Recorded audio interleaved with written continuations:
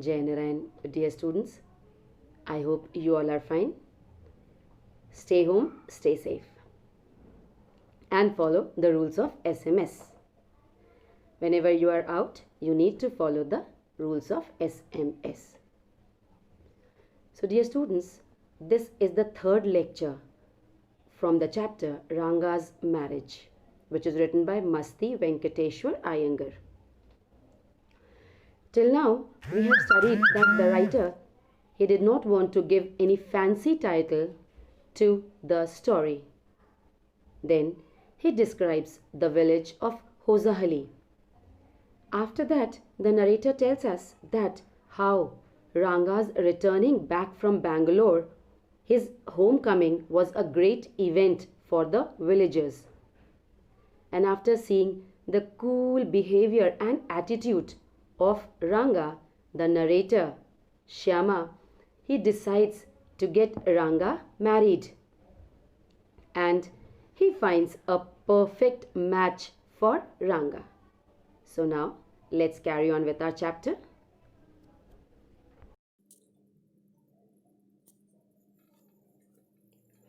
So students, here, now we see that the narrator is introducing us to a new character in the story named Ratna. She is 11 years old and is Ramarao's niece, and she has lost both her parents, so her uncle had brought her from the big town to his home with him. She had a very great voice and could play harmonium as well as veena. The narrator thought that Ranga and Ratna would make a great pair. Now, the narrator is telling that since Ratna was quite familiar with the narrator, so as he visited Rama's place frequently, so the narrator thought of a plan to introduce both Ratna and Ranga. He asked Rama to send Ratna to his place as he wanted to send some buttermilk for them.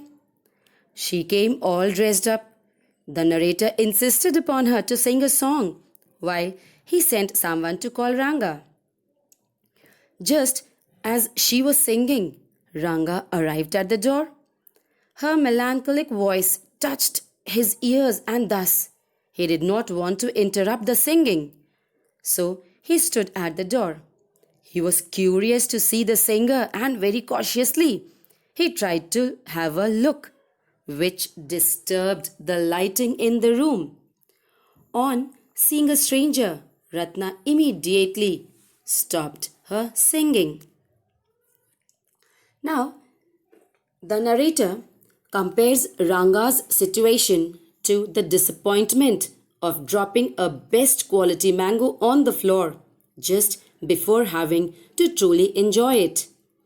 It was as if something great had been stolen before one could fully enjoy it. Ranga asked the narrator why he called for him. Ratna was shy and thus looked downwards, whereas Ranga stealthily glanced at her.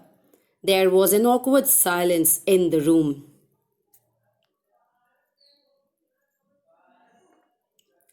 After things went a bit awkward, Ranga said that he feels it was his coming that stopped the singing, so he must leave.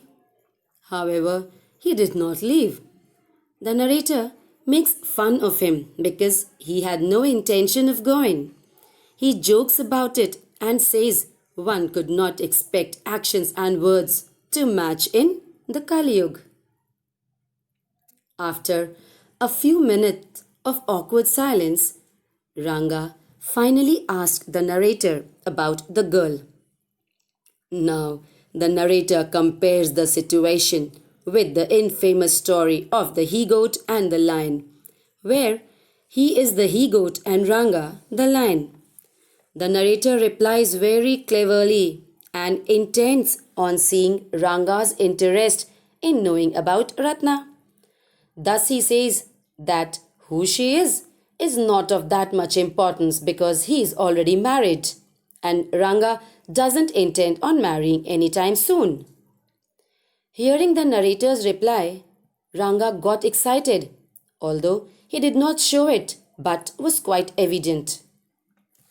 Full of hope, he asked if she isn't married yet, to which the narrator replies that she is, probably a year ago.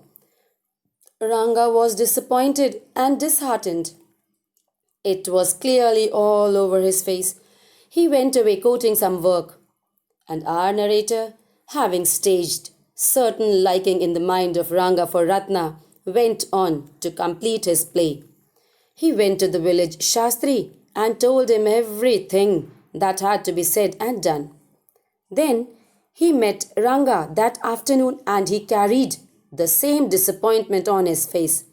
Upon asking if he is having a headache, the narrator tells him that he should go to see her.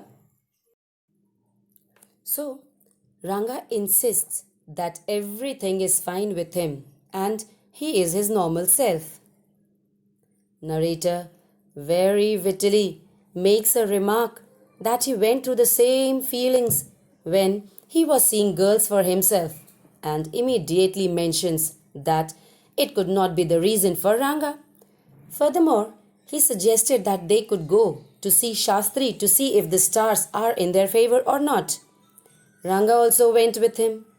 On seeing Shastri ji, he implied not having seen the narrator in a long while, which is obviously not true, as they had met before the same morning. Now, here, the narrator is revealing to us his pet name, that he was being called by the name of Shyama also. The narrator felt that Shastri was lying because they saw each other that morning and thus he immediately responded. However, Shastri completed his sentence and saved the entire situation. Shyama realized what he was just about to do and took extra care from that moment. Shastri continued his role and acted surprised on seeing Ranga. The narrator asks the Shastri to take out all his tools to help solve whatever is going on in Ranga's mind with full authority. Then Shastri took out his essentials and told them that this is all ancient science, but he won't recite it now because then they both would get bored. But he does not intend on telling it some other time. Shastri now moved his lips while counting quickly and asked Ranga about his star, which he did not know. Shastri implied that it's manageable. He appeared to be doing certain calculations. And after a moment, he indicated that Ranga has a girl on his mind. Even after trying his best, Shyama could not control his laughter. He thus posed the question to Shastri, asking about the details of the girl. Shastri thought and thought and thought, and then replied that the girl is likely to have a name of something found in the ocean. This guesses include Kamal, Panchi, Moss, Pearl, and then suddenly Shastri said Ratna. All of it came together now to a girl named Ratna, who is the niece of Ramarao. That's it. Ranga was thinking about her only. Ranga was both surprised and happy because Shastri's prediction was right. He immediately became disappointed when he recalled that she was married. Shastri said that he did not know all that and there might be another suitable girl. To make it look real, Shastri interfered in their name guessing game and told them that he only told what can be read. Both of them left and crossed Ramarao's door, where Shyama went to see Ratna for a minute and came back. Now, when the narrator comes back, he announces that fortunately Ratna is not married and someone might have wrongly conveyed it to him about that. The narrator expresses his amazement at the fact that he has been thinking about Ratna and asks him to swear upon the truth. To his surprise, Ranga told him the truth that whatever Shastri said is true. His belief is all the Shastra have strengthened. Now, Shyama went to see Shastri that evening when he was near the well and remarked about how well he did what Shyama told him to. Shastri seemed to not like what the narrator was saying. Thus, he says that whatever he said could very clearly be seen in the Shastras. He completely disagreed with having staged the entire conversation. Now, in the last part of the chapter, the narrator takes us a few years forward, where Ranga and Ratna are happily married, had a 3-year son, and Ratna was 8 months pregnant. Ranga's sister had come over to help them. It was Shyama's birthday. Yes, the couple named their son after the narrator, as it is a common foreign tradition to name your child after someone you truly admire. When the narrator went there for dinner, Shyama came running to him only to show his love and holding his leg. The narrator kissed him and gave him a ring. The narrator writes an ending note to all the readers, hoping that they were not bored.